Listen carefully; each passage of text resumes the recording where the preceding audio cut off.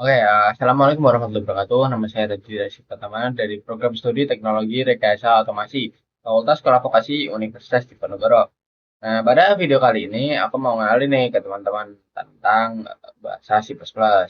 Jadi sebelum masuk ke apa namanya C++, ya kan, aku ada sedikit program demo singkat lah, ibaratnya. Buat tunjukin ke teman-teman nih tentang logika dasar dari C++.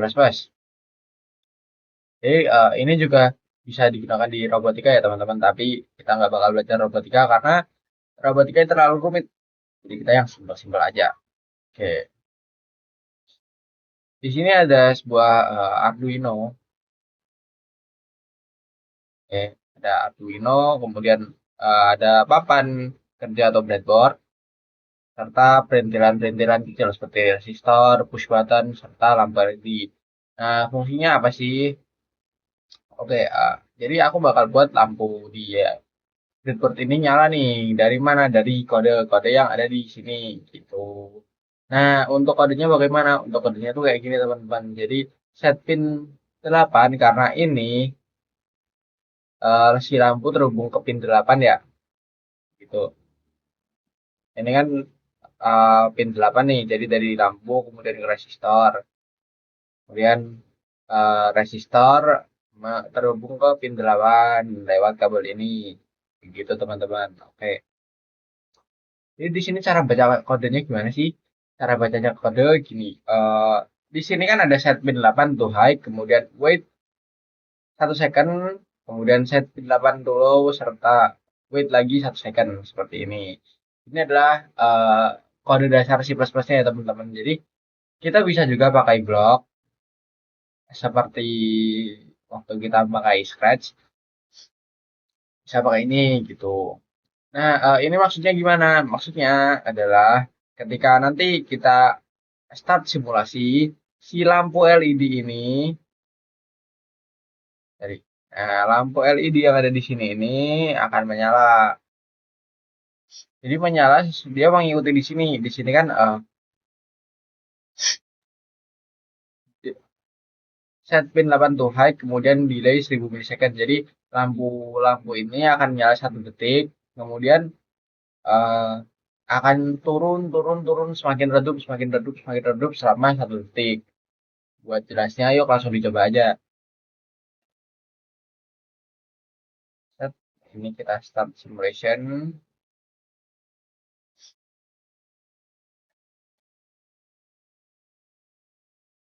Nah, bisa dilihat lampu di sini nyala ya teman-teman, nyala. Kemudian dia mulai redup, kemudian nyala lagi, redup lagi gitu. Nah, teman-teman masih penasaran nih, terus fungsi dikasih push button di sini buat apa? Ini push button juga nanti ada fungsinya lagi teman-teman. Jadi ini ibaratnya kita nyalain lampu tanpa push button dulu. Kodenya seperti ini. Eh, Step berikutnya kita bakal nyalain lampu ini dengan push button teman-teman. Oke. Nah, ini adalah kode yang kita pakai push button untuk menyalakan lampunya. Jadi ketika kita tekan push button di sini, maka si lampu LED ini akan menyala teman-teman. Jadi kodenya kayak gimana? Kodenya seperti ini. Oke, ini kodenya. Jadi if kemudian read digital pin 7, kemudian high dan set pin 8. Jadi ketika apa namanya program membaca pin 7, maka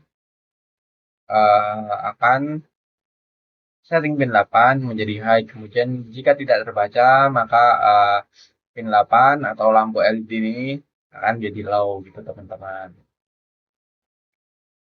Mungkin cukup ya untuk tingkat cat ini. Oke, selanjutnya kita pakai Blockly ya teman-teman. Jadi Blockly ini simbolnya ya programming tapi pakai block gitu loh teman-teman. Nah, di sini ada sebuah kode ya set count to 1, repeat while count eh, kurang dari atau sama dengan 3, kemudian print hello world, kemudian set count count to count ke 1. Jadi setelah Kiraan programnya akan menghitung nih, ya kan akan menghasilkan sebuah output hello world, kemudian program akan dihitung sampai dengan maksimal 3 kali disebutkan hello world tersebut. Di sini adalah kode jika memang menggunakan kode. Di sini ada JavaScript, kemudian di sini untuk Python, kemudian di sini ada kode-kode yang lain seperti PHP, kemudian Lua, kemudian ada Dart juga. Kurang lebih begitu teman-teman. Jadi di sini menggunakan ulangan while ya. Oke, kita bakal coba run programnya nih. Nah, seperti yang aku bilang tadi, si program akan mengucapkan hello world sampai dengan 3 kali. Oke, ini yang pertama, yang kedua, ini yang ketiga, kemudian akan selesai. Gitu teman-teman. Kita coba juga. Nah, kurang lebih begini ya teman-teman.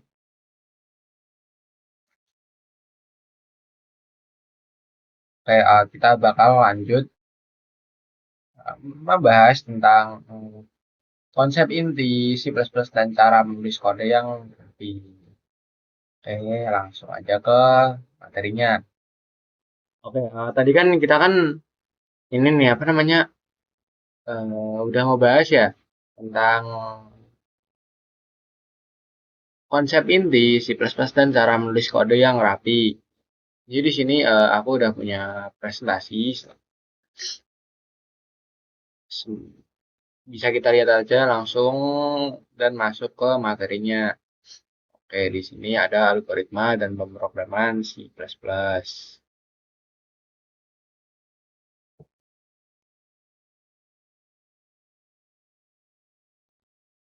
Nah, oke.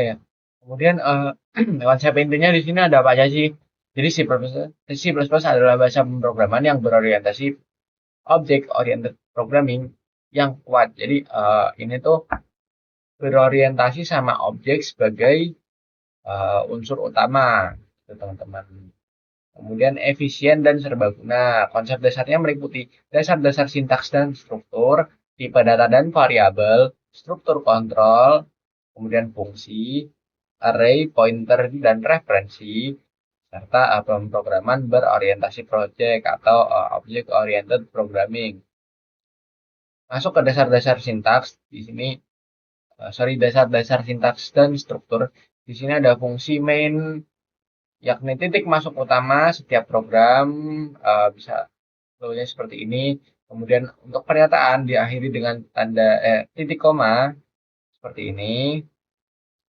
Kemudian komentar digunakan untuk menjelaskan kode menggunakan kemudian strip-strip garis 2 miring untuk baris tunggal atau garis miring bintang, kemudian kata-kata bintang, garis miring untuk blok.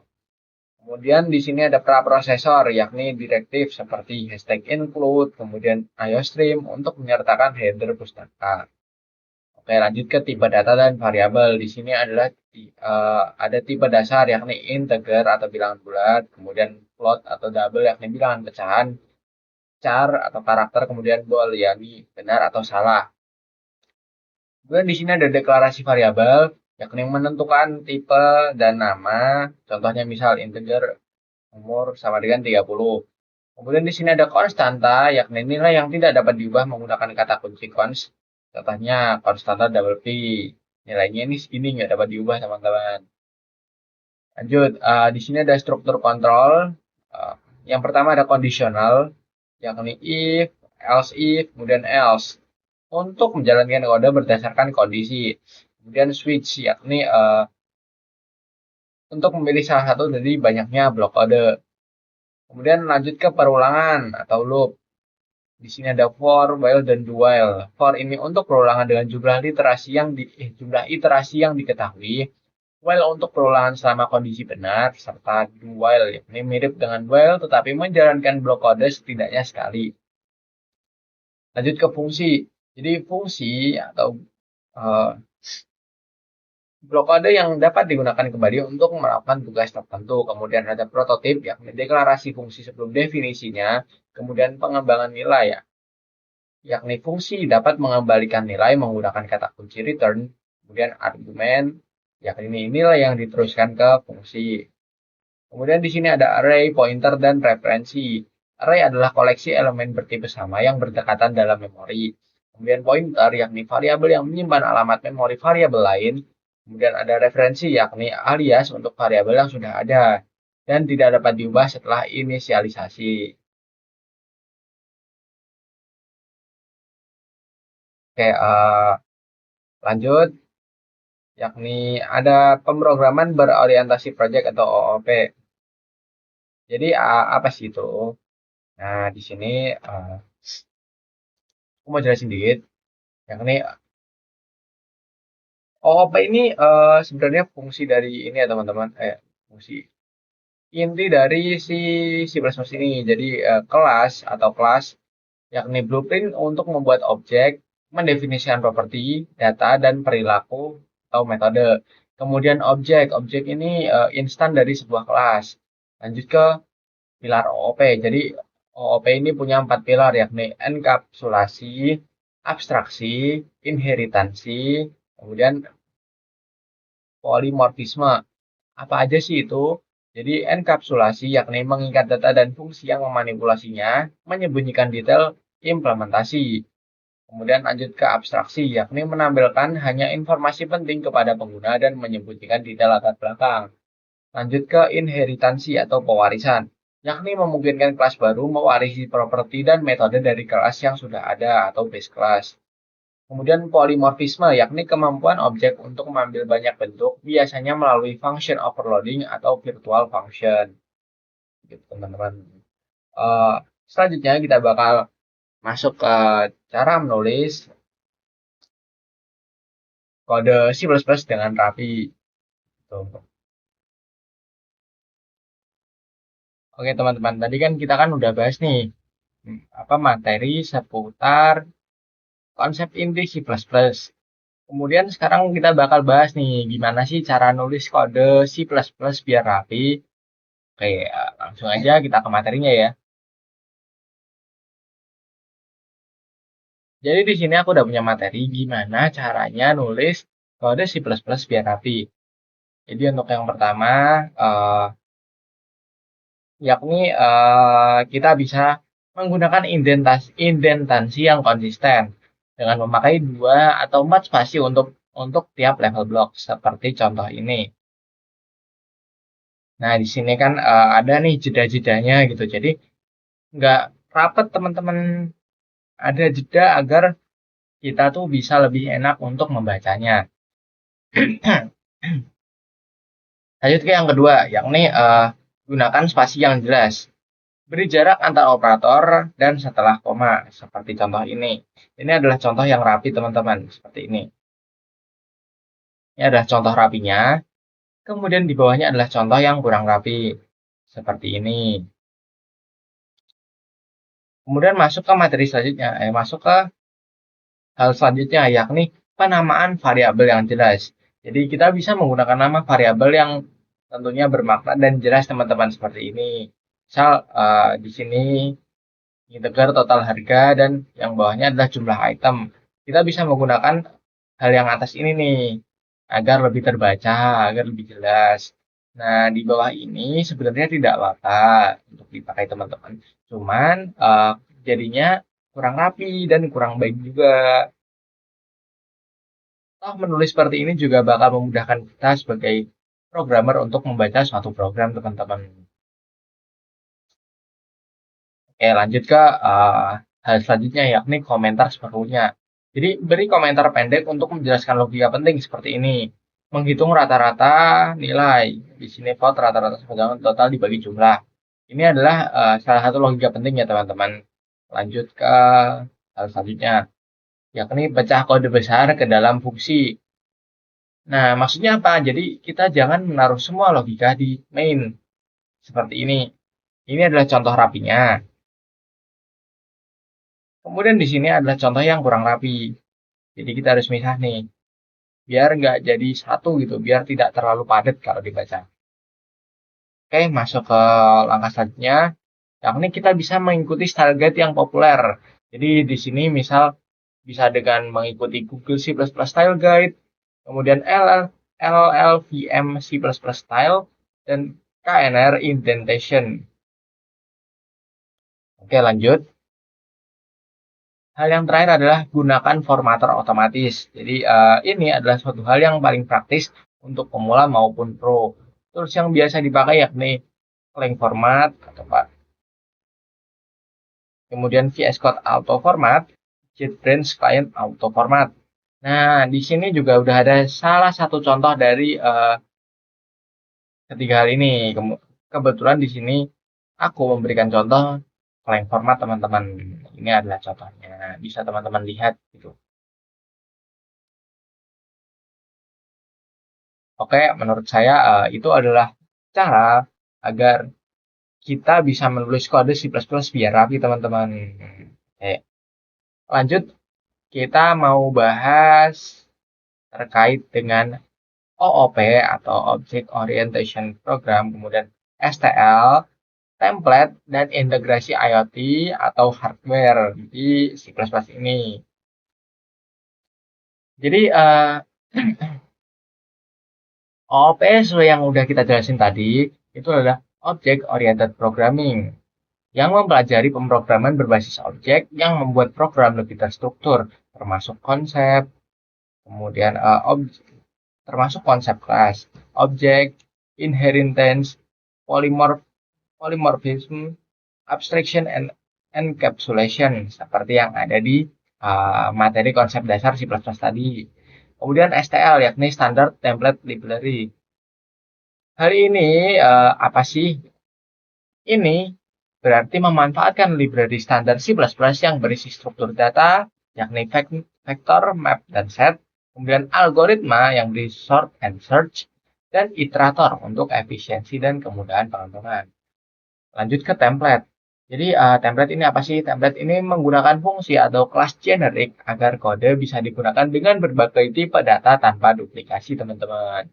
Yang terakhir adalah integrasi IoT atau hardware, yakni menghubungkan C++ dengan perangkat seperti sensor, microcontroller, seperti Arduino atau ESP32 yang udah kita kasih contoh di awal tadi, teman-teman. Yakni hidupin lampu menggunakan apa namanya kode C++. Kemudian lanjut ke aktuator atau sistem IoT melalui komunikasi serial, I2C, SPI, Wi-Fi, atau protokol lainnya. Kurang lebih begitu, teman-teman. Oke, aku rasa udah cukup nih materinya nih. Sekarang kita bakal lanjut untuk install VS Code serta konfigurasi VS Code tersebut. Kemudian menjalankan proyek pertama yang berisi struktur folder atau file dan setup awal serta struktur dasar kode. Kemudian kita bakal nulis Hello World di C++ ini. Yuk langsung aja kita ke praktikumnya. Oke, langkah pertama bisa langsung aja teman-teman ketik di Google. Nah, nih VS Code.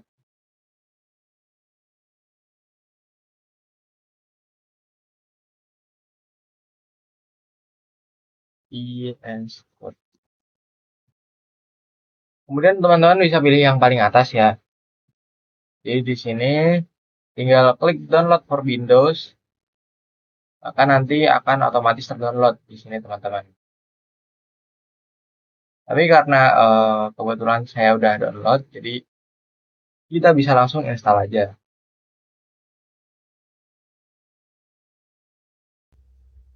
Oke, kita bisa ke sini. Nah, karena kita udah download, kita bisa langsung install aja, teman-teman. Jadi di sini, kemudian I accept the agreement, lalu next, kemudian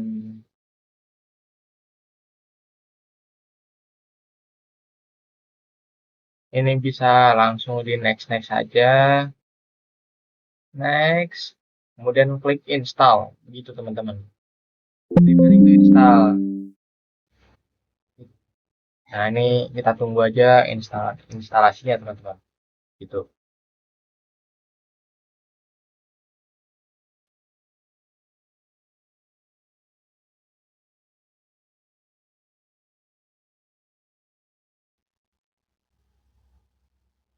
Oke, jika sudah, kita bisa klik finish, kemudian launch Visual Studio Code.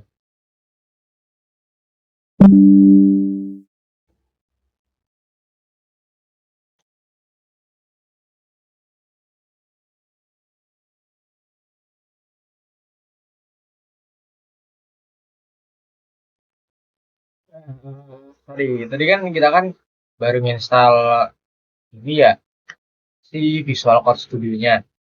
Nah, kita kan belum punya compiler nih padahal nih. Terus gimana? Nah, kita langkah pertama cek dulu nih, udah ada belum compiler kita gitu. Cara ngeceknya gimana sih? Sini ya, kasih tahu. Buat cek compiler kita udah ada apa belum, kita bisa tinggal ketik seperti ini Windows R. Kemudian di bawah sini teman-teman kelihatan nggak? Sorry, nih. Kita klik aja, ketik aja CMD gitu. Kalau udah, kalau udah ada CMD-nya, ya kan, kita tinggal ini aja G++, kemudian strip version. Nah, G++ is not recognized as an internal or external command. Kemudian operable program or batch. Nah, jadi tandanya kita ini belum punya compiler ya teman-teman, dan kita harus download dulu biar apa? Biar program kita yang nantinya kita pakai C++ itu bisa berjalan di Visual Code Studio. Tanpa itu bisa nggak sih program kita berjalan gitu? Nggak bisa teman-teman, jadi tetap kita harus download compilernya dulu. Oke. Oke, untuk caranya, cara download compilernya, jadi teman-teman tinggal ketik aja di sini C++ VS Code gitu di Google, di Chrome. Kemudian teman-teman tinggal cari nih yang paling atas nih. Lalu di scroll aja gitu kan. Scroll. Nah, sebelum itu kita harus install dulu tools MS YS2 di sebelum install itu. Kemudian kita pilih tentang. Oke, teman-teman bisa langsung klik aja yang kiri ya teman-teman. Jadi MSCS2 X86 underscore 4 untuk 2025.exe. Nah, nanti setelah filenya selesai, setelah di-download, nanti kita lanjutin step by stepnya. Sambil nunggu prosesnya, teman-teman bisa scroll-scroll dulu nih, biar tahu lah ibaratnya. Setelah hal ini terinstall, setelah MSCS2 terinstall itu harus ngapain sih? Gitu. Oke, kita balik lagi kalau MSCS2 kita udah terinstall. Kita balik lagi. Jadi di sini MSCS2-nya udah. Tinggal kita install teman-teman. Kita klik aja.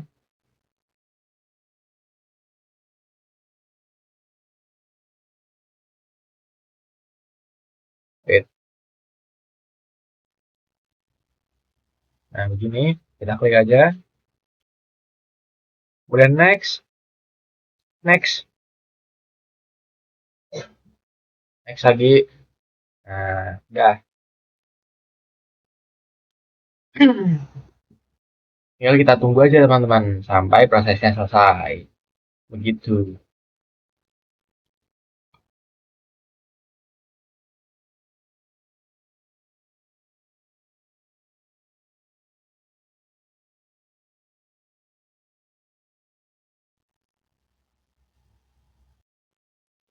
Jadi ini udah finish teman-teman. Sorry. Ini finish. Kemudian kita tinggal ikut step by step-nya yang ada di File sini. Ini tinggal kita copy nih. Kemudian kita paste di sini. Kita taruh di sini.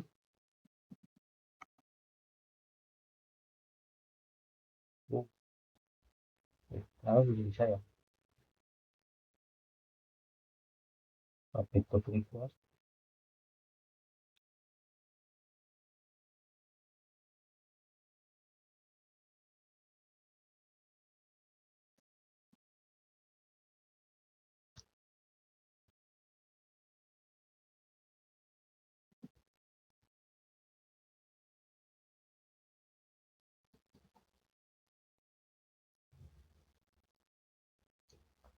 Sebentar, kenapa error ya? Oh, gini.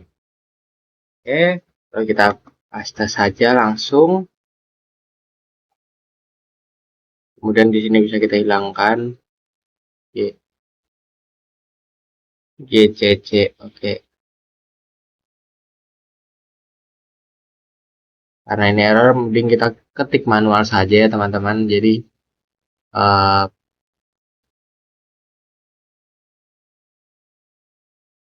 segmen replace min w 64 strip UCRT x86 underscore 64 strip GCC. Bentar. Nah, di sini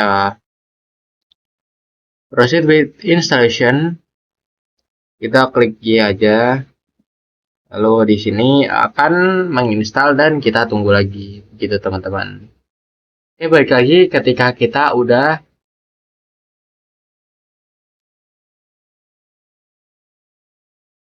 ada file downloadnya. Kalau udah gini, kita bakal masuk ke step selanjutnya, yakni kita copy bagian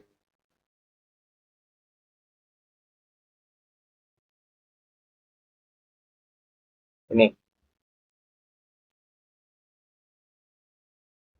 Oke, setelah teman-teman masukin ini, perintah yang ada di sini, maka akan muncul opsi seperti ini, ya, opsi menu seperti ini.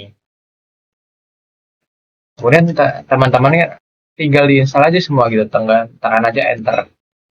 Maka otomatis akan diinstal semua, kemudian enter aja. Nah, tinggal nungguin aja si prosesnya ini selesai gitu teman-teman.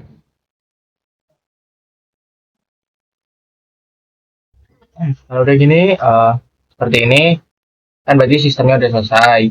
Kita tinggal ke environment, di sini, kemudian ke path,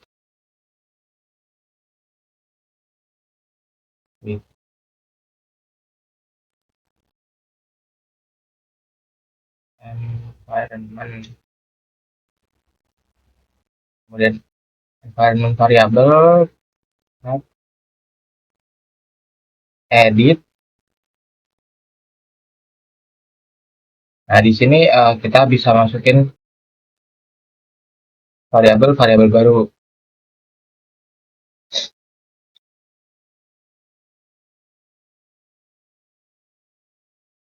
Di sini kita masukin aja environment ini, kemudian kita Ctrl C, lalu kita copy.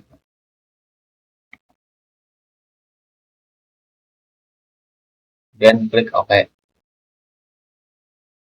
Kita pakai environment ini, lalu kita klik OK.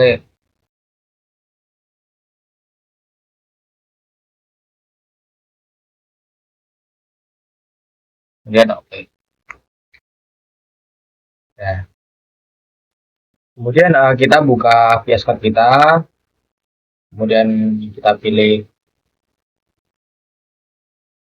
dibuka, kita install extension di bagian sini, kita pilih C++. Oke, kita pilih yang ini. Kemudian kita ketik aja, klik aja install gitu. Ya, kita install aja. Terus tunggu sebentar. Oke, setelah itu, setelah dari compiler tadi, kita sekarang install Code Runner ya teman-teman. Ini Code Runner kita pakai yang ini, yang logonya .run ini. Kemudian kalau sudah, kita bisa ke apa namanya, file, kemudian preferences, lalu setting, kemudian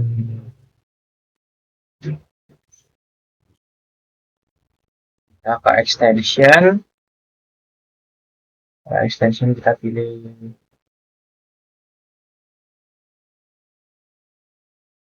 kita cari run code configuration ini.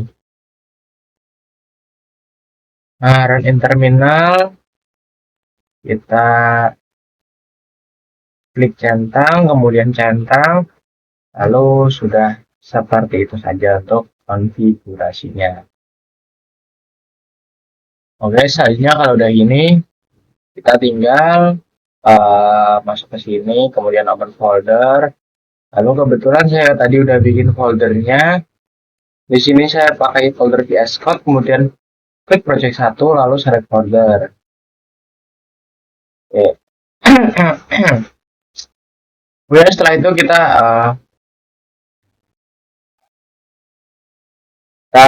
yes, address the authors. Oke. Kemudian setelah itu kita bisa ini tinggal saja, lalu di sini kita buat folder dulu. Kemudian kita klik ketik project.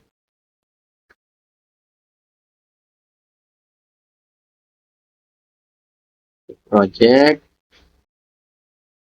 Lalu kita kan mau buat new file nih, kita ketik aja di sini file, lalu di-start dengan hello cpp. Nah, maka di sini si VS Code, karena kita nulis ini, dia langsung generate kode nih teman-teman, jadi generate kodenya. Oke. Kemudian kita bisa langsung typing aja atau ketik misal di sini in with, kemudian kurung kurawal, enter, lalu di sini bisa kita ketikkan dengan return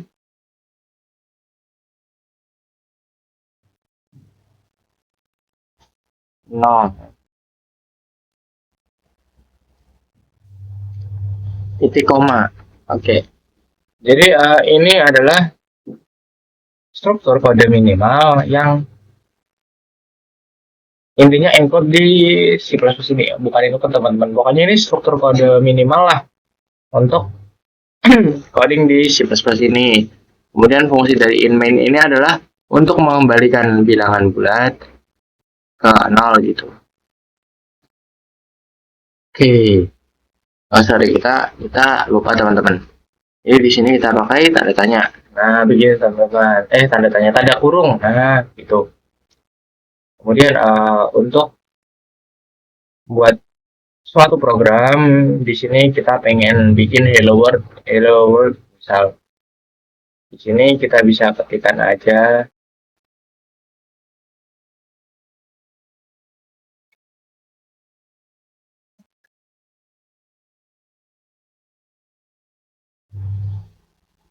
uh, hashtag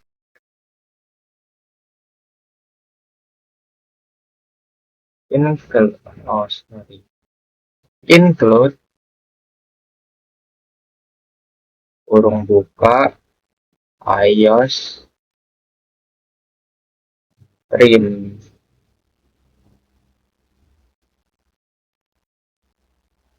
Begini, kemudian in main udah benar. Lalu di sini kita bisa ketikkan standar count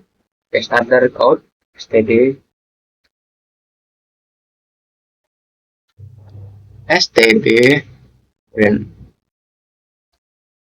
count. Lalu belum buka hello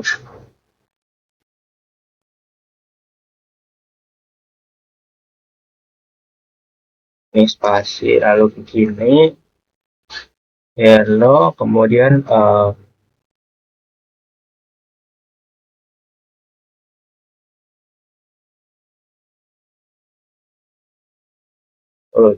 begini, lalu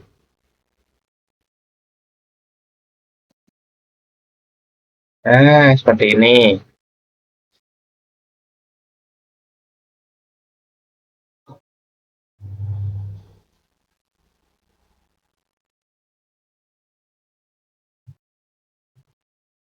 Kemudian kita ketikkan std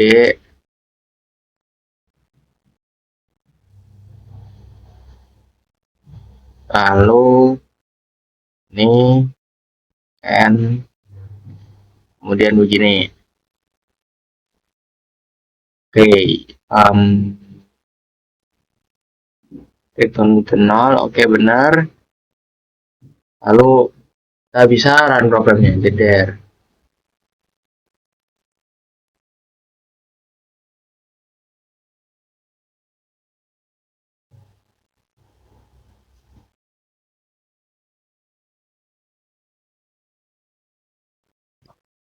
Nah, di sini adalah hasil runningnya teman-teman.